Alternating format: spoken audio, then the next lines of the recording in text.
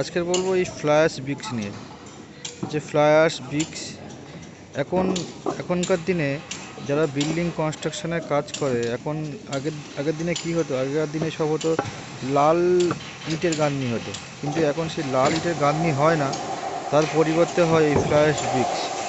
এটা অ্যাভেলেবেল পাওয়া যায়, আর এর দামটাও অনেক কম এবং সাইজেও বড়।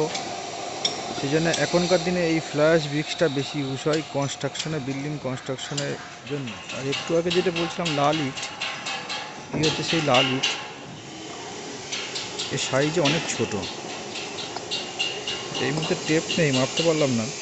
এর সাইজে অনেক ছোট হয়, আর এতে কাজে অনেক দেরি হয় এবং এই ইটের দামও বেশি।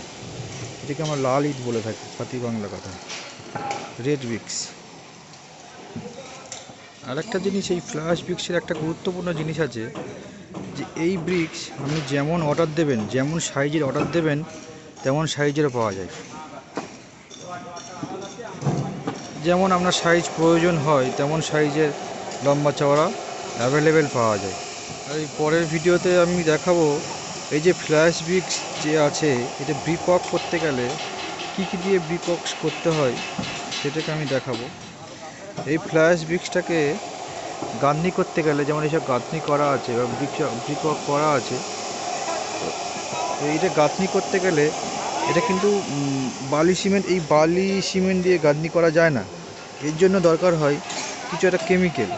পরের ভিডিওতে দেখাবো কী কেমিক্যাল দিয়ে এরা ব্যবহার করে, আমরা ব্যবহার করি, কী কেমিক্যালটা কী বা কীরকমভাবে ব্রিক ওয়ার্ক করতে হয়। পরের ভিডিওতে দেখাবো যে কীরকমভাবে এই ফ্লাই অ্যাশ ব্রিক্স কাটতে হয়, ভাঙতে হয় বা জুড়তে হয়, কী কেমিক্যাল দিয়ে এরা ব্রিক ওয়ার্ক করে, এটা পরের ভিডিওতে দেখাবো।